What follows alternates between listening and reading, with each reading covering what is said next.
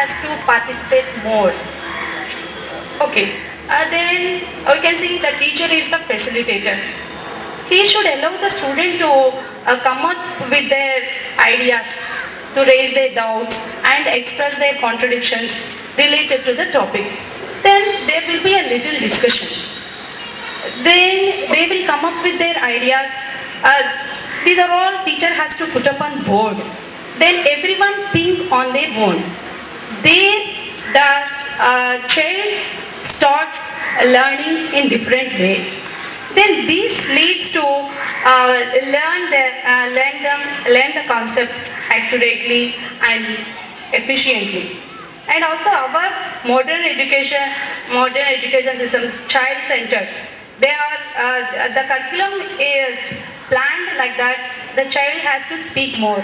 They involve many activities such as role play and group discussions, and also KWL chart and seminars, group work, pair work, where the child involves more and express their ideas, and this leads them to lose their fear of speaking in public, and they will get self-confidence also. So, the child should participate more in teacher and student interaction. Thank you. Learned friends on the dais as well as off the dais, a very lovely good afternoon and namaste to one and all. So, I am a learner first of all, and I should not speak about this topic.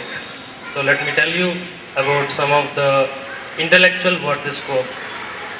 According to Rudyard Kipling, he says that give the child what he knows, he will learn nothing. Give the child what he doesn't know, at least he will learn some percentage. So learning starts with practice. Learning starts with practice.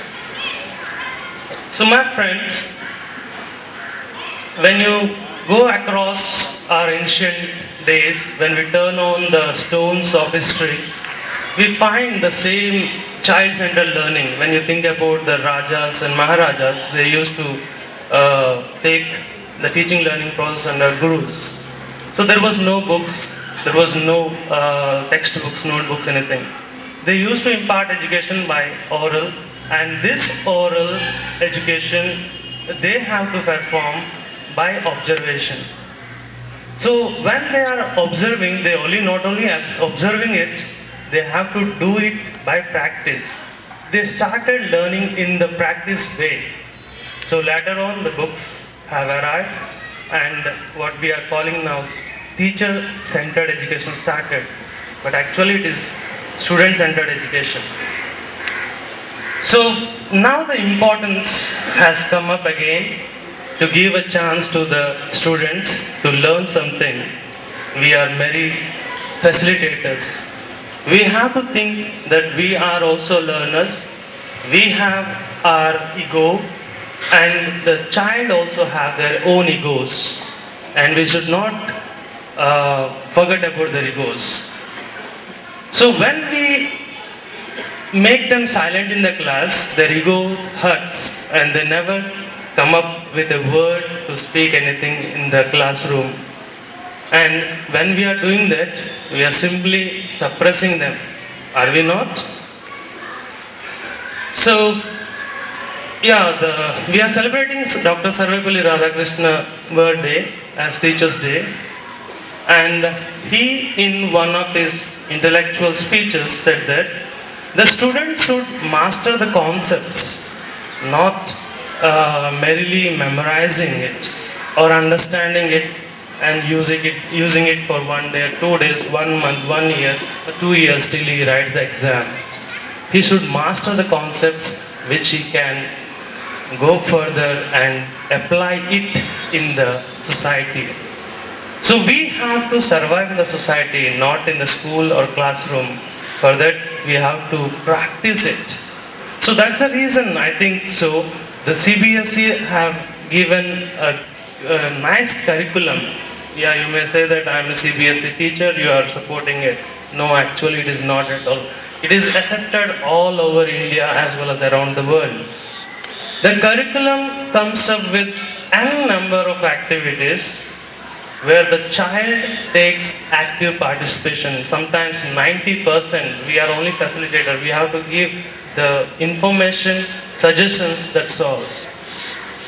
And these suggestions will make them curious, and this curiosity leads them to do the work. And there are many intelligences, multiple intelligences, and every child, everyone, you, me, everyone have some kind of intelligence. And this intelligence is used by the child, and he involves in the activity, and this activity leads him to learn something. Am I true? Does anyone has learned anything from your teachers? If you say we have learned from the teachers, there are many people who are learning around the world, and some of them are murderers, some of them are robbers, some of them are thefts. So we are not responsible for that. If it is the case, then why we are saying that we are teaching them? Why should we say that our interaction should be more? And in my opinion, I think always the child should be given the most active participation. Majorly, I can give a ratio too. It should be 20 to 80%. Teachers should speak only 20%, and the teachers should speak 80%. Thank you. Have a good day. Respected dignitaries here, my gurus, colleagues, very good evening to one and all. Today we are discussing very nice topic, who have to speak more in the classroom. I agree, our friend told 80% teacher has to speak, and we have to give chance 20% to the student. Nowadays, we are observing most of the students are following present technology, and students are not with empty mind. Already one of the madam told. So students with some knowledge they are coming. So we are taking a class to a student who is already has some knowledge. So if we teach what in the textbook as it is, the topic is already known to some of the students in the classroom. So maybe it's a 10 to 20% students already known to the topic. So don't go through the topic as usual. First of all, let them speak about the topic. So first we have to give the chance to the student to speak about the topic. So by giving the introduction to the student, first of all we have to take some important points which are already known to the student. Let me give some examples. For example, we are teaching photoelectric effect. So nowadays technology is so much improved. So many equipments are developed by using photoelectric effect concept in physics. For example, by introducing the topic, don't go through the topic directly. First give the chance to the student by asking some questions. So how a burglar alarm is working? How can we convert a light energy into a electrical energy? So all these are nowadays daily we are using in banks, and in some household also we are using solar energy. So these are already well known to the students. So but they know the item of the content which are using in houses, but the students don't know the science behind that concept. So first ask some questions, then clarify the student. By using this technique, we are developed that scientific devices. So by explaining in that way, daily life uses which are using, we are studying the theoretical part in the classroom. So by giving the explanation, and we are involve the student by asking the questions. So students will grasp much more by giving the chance to speak. Okay? So another example. For example, the gas flows from high pressure to the low pressure. then it cools. So everyone knows.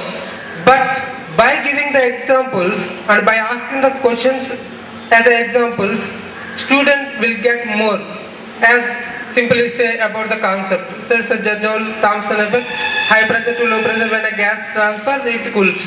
So by asking the questions.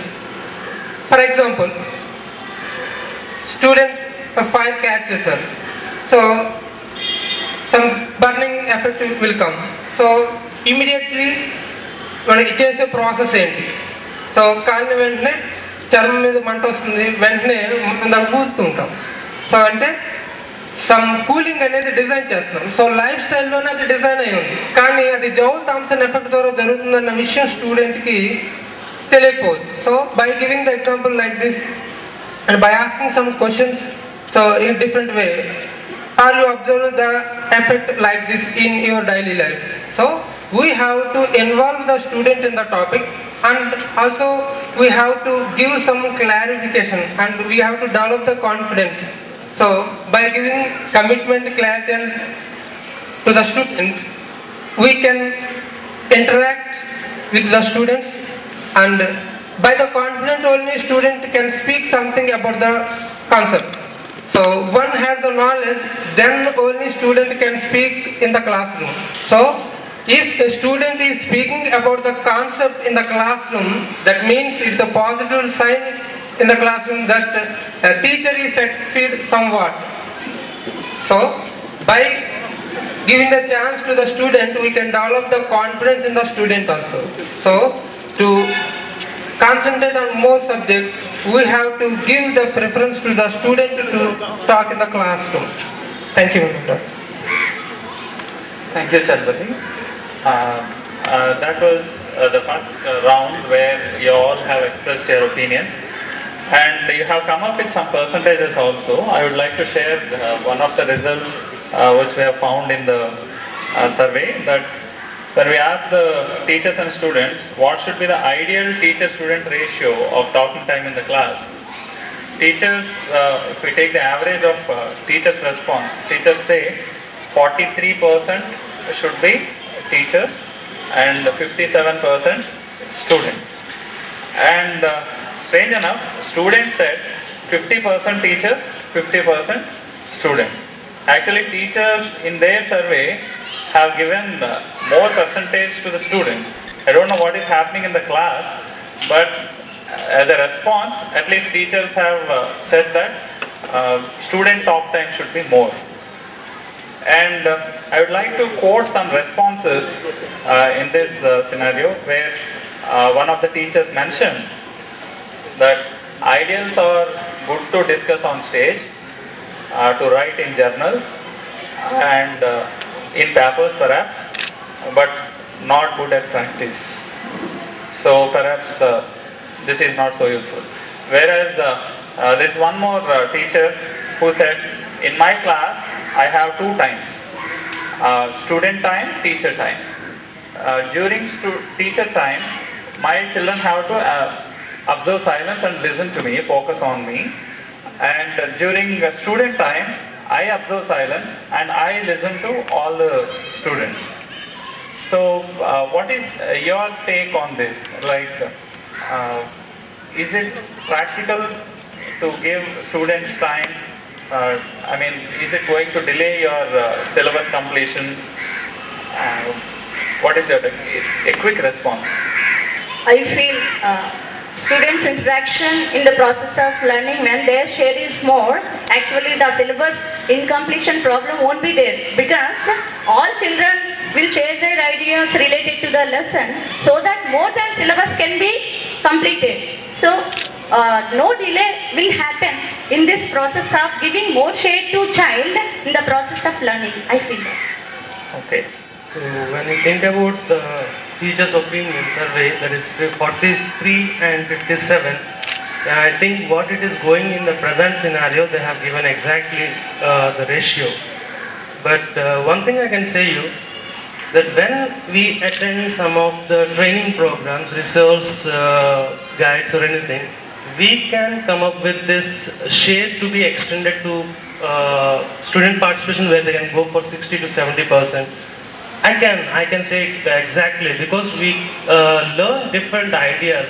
We have different activities like role play, group discussions, simulations. We have assignments, activities. There are various innumerable tools we have. So when we apply them in the classroom, I think